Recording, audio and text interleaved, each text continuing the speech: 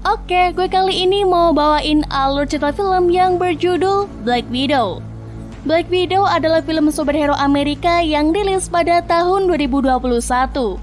Film ini disutradarai oleh Kat Shortland dan diskenario oleh Eric Pearson. Diceritakan setelah peristiwa Captain America Civil War 2016. Film ini melihat Black Widow dalam pelarian dan dipaksa untuk menghadapi masa lalunya. Natasha Romanoff alias Black Widow menghadapi bagian yang lebih gelap ketika konspirasi berbahaya yang terkait dengan masa lalunya muncul. Dikejar oleh kekuatan yang tidak akan berhenti untuk menjatuhkannya. Natasha harus berurusan dengan sejarahnya sebagai mata-mata dan hubungan buruk yang ditinggalkannya jauh sebelum dia menjadi Avenger. Bagaimana kisah masa lalu Black Widow? Akankah dia mampu menghadapi masa depan yang selalu terbayang-bayang masa lalunya itu? Oke, tanpa basa-basi lagi, langsung aja kita masuk ke alur ceritanya. Let's go!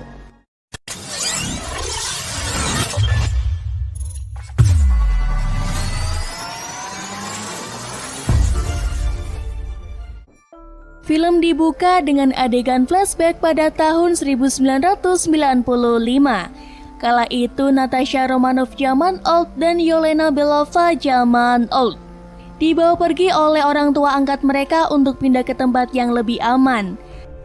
Mereka adalah Alexei Shostakov, mantan Red Guardian Rusia, dan Melina Vostokoff yang seorang mantan Black Widow. Mereka membawa kedua anaknya menggunakan pesawat yang sudah disiapkan oleh sang ayah.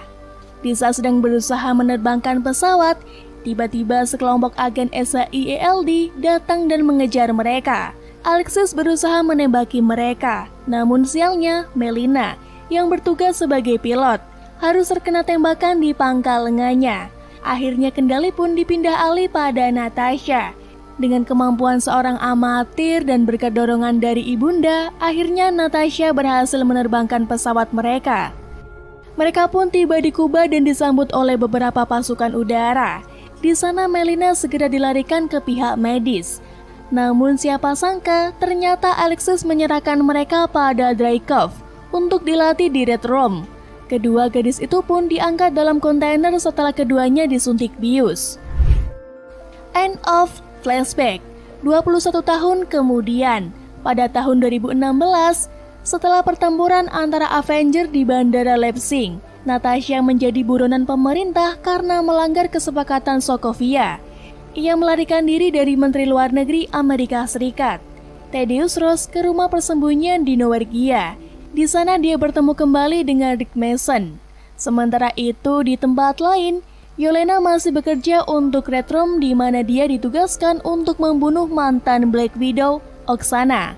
Yelena pun bekerja di bawah kesadarannya, namun dirinya berhasil disadarkan di saat Oksana menyerangnya dengan debu merah yang dibawanya.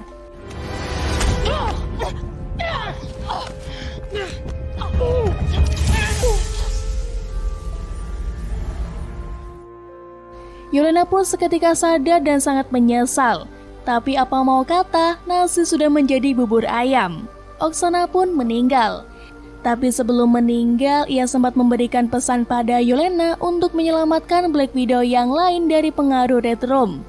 Yelena pun bergegas mencabut chip yang ditanam di tubuhnya dan mengabaikan panggilan dari rekan sesama Black Widow. Kemudian dia membawa sekoper debu merah bersamanya dan berstatus pengkhianat. Dia mengirimkan penawar itu ke rumah persembunyian Natasha tanpa sepengetahuannya, dengan harapan dia akan kembali untuk membantunya. Namun saat Natasha tanpa sadar pergi membawa penawarnya, ia diserang oleh Taskmaster yang diaktifkan untuk mengejar debu merah.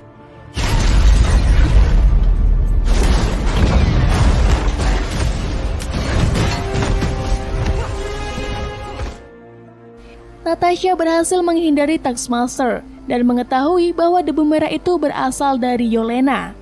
Keesokan harinya, Natasha pergi ke Budapest untuk mencari alamat yang tertera di kertas yang datang bersama koper debu merah, yang bukan lain adalah alamat rumah Yelena.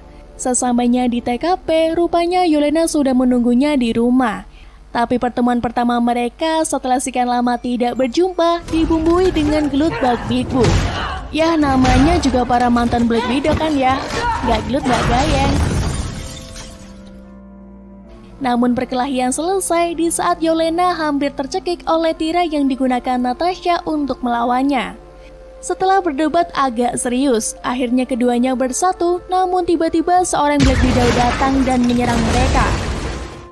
Tapi untungnya berkat kerjasama tim, mereka berhasil mengalahkan wanita itu dan melarikan diri.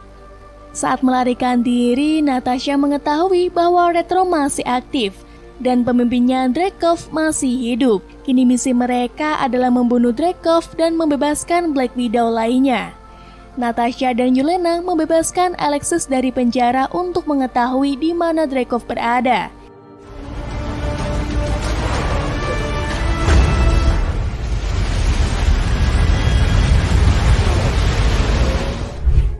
Dia memberitahu mereka bahwa mereka perlu berbicara dengan Melina yang telah tinggal di sebuah peternakan menggunakan pengendalian pikiran pada babi.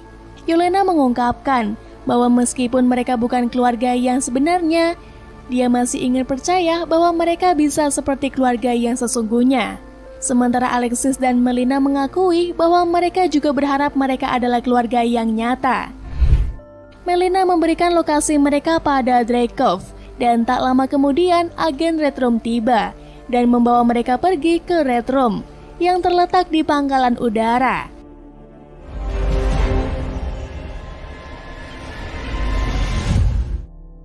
Natasha pun menemui Dreykov menggunakan masker perubah wajah dan menyamar menjadi Melina.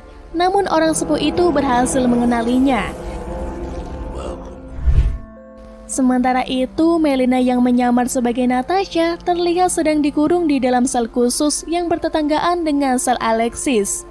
Di saat keadaan sudah mulai tenang, Melina berhasil membuka sel penjaranya untuk Alexis. Kemudian dia menghubungi Yelena yang sedang berada di meja operasi. Berkat arahan dari mamanya, Yelena berhasil melarikan diri dari ruangan tersebut. You couldn't have told me sooner? Don't throw a fit. There wasn't time. Sementara Natasha berada di ruangan Dreykov dan mengalihkan perhatiannya. Yelena ditugaskan untuk mencari debu merah yang dicuri pihak Red Room. Di ruangannya, Dreykov mengungkapkan bahwa putrinya, Antonia, sebenarnya masih hidup. Dia saat ini adalah Taskmaster yang bekerja dengannya. Pasca ledakan gedung di masa lalu, Antonia mengalami kerusakan yang sangat parah, sehingga Dreykov terpaksa memasang chip di kepalanya untuk membantunya. Berkat chip tersebut, Antonia bisa tetap hidup dan dilatih menjadi prajurit yang sempurna. Natasha mulai geram, kemudian menodongkan pistolnya tepat di depan wajah Dreykov. Namun ia tak bisa membunuh Dreykov karena kunci feromonal yang sudah dipasang di setiap Widow. Jadi Widow manapun yang mencium hormon feromon yang keluar dari tubuhnya, maka mereka tidak akan bisa menyakitinya apalagi membunuhnya. Oleh sebab itu, Dreykov bisa dengan mudah mengendalikan Widow di seluruh dunia melalui meja kendalinya. Natasha tidak bisa melukai lawannya. Natasha pun memancing Dreykov untuk menampoli wajahnya. Dia sengaja melakukan itu agar bisa dengan mudah merusak saraf penciumannya. Untuk gerakan pamungkas, dirinya sengaja memukulkan wajahnya ke meja kerja Dreykov. Setelah berhasil kebal dari kunci feromonal, Natasha langsung menampol tua bangka itu di hadapannya. Dreykov pun tersungkur dari kursi kerjanya. Namun dia sempat menekan tombol darurat tepat di saat dia terkena tampolan. Tak lama para Widow pun datang dan menyerang Natasha. Pertarungan sengit pun berlangsung.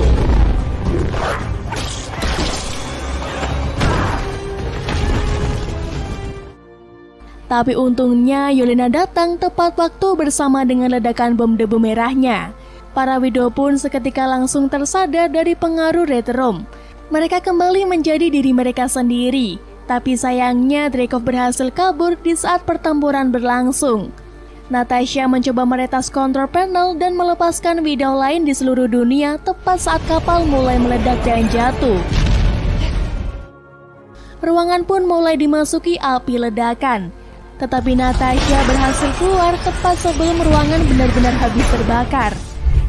Sementara itu, Melina rupanya telah berhasil naik di pesawat emergensi dan bergabung dengan suaminya. Mereka mencoba mencari putri-putrinya yang masih berada di area Red Room. Terlihat Yelena yang sedang mengejar Dreykov dan pasukannya yang mencoba melarikan diri dengan pesawatnya. Ia berlari dari kejauhan dan berhasil mendarat di sisi sayap pesawat. Yelena mencoba untuk meledakkan pesawat tersebut. Di saat pesawat meledak dan menewaskan Dreykov CS, Yelena pun ikut terpental ke langit bebas. Melihat hal tersebut, Natasha segera melompat untuk memasangkan parasut pada adiknya. Di saat parasut sudah terpasang, dari arah jauh terlihat Taskmaster mendekat. Natasha pun melepaskan Yelena dan bertarung melawan Taskmaster. Mereka pun bergulat di langit sampai akhirnya mendarat di tanah.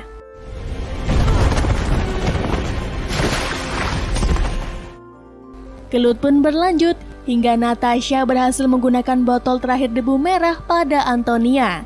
Seketika Antonia kembali sadar dan menjadi diri sendiri. Kemudian Natasha mencari Yelena yang tampaknya sudah mendarat di arena yang sama. Yelena ditemukan masih dalam keadaan pingsan akibat terpental oleh ledakan pesawat. Kemudian Yelena siuman dan mereka pun berpelukan.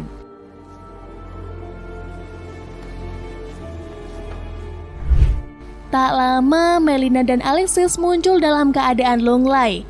Dari arah kejauhan, kavaleri milik Rose pun nampaknya mendekat. Awalnya mereka berniat untuk bertarung bersama. Namun Natasha menolaknya dan memilih untuk melawan kavaleri sendirian. Ia meminta lainnya untuk segera pergi. Yelena pun memberikan rompinya sebagai kenang-kenangan. Sebelum mereka benar-benar pergi, adegan dramatis pun terjadi. Mereka kedatangan sebuah QuickChat. Kemudian para widow pun keluar dan menghampiri Yelena. Mereka datang untuk bergabung dan menyelamatkan widow-widow lain di seluruh dunia. Begitu juga dengan Antonia akan mereka bawa bersama. Di detik-detik perpisahan, Yelena dan Natasha saling berbagi siulan diiringi dengan kedua mata yang berkaca-kaca. Mereka pun pergi bergabung dengan para widow dan meninggalkan Natasha yang akan berhadapan dengan Rose dan agen-agennya. Film belum selesai. Di adegan mid-credit diceritakan 2 minggu kemudian. Natasha dengan rambut baru dan rompi kesayangannya pergi bertemu dengan Manson. Manson membawanya ke sebuah tanah lapang, di mana dia memarkirkan QuickChat yang akan diberikan untuk Natasha. Natasha sangat terkesan akan hadiah yang diberikan temannya itu. Dia pun segera mengendarainya untuk menyelamatkan para Avenger yang sedang ditahan di suatu tempat. Film hampir selesai. Dalam adegan pasca kredit yang dibuat setelah kematian Natasha, Yelena bertemu Contessa Valentina Allegra de Fontaine yang menghasutnya untuk memburu orang yang bertanggung jawab atas kematian kakaknya, yaitu Hawkeye alias Clint Barton. Film pun benar-benar selesai.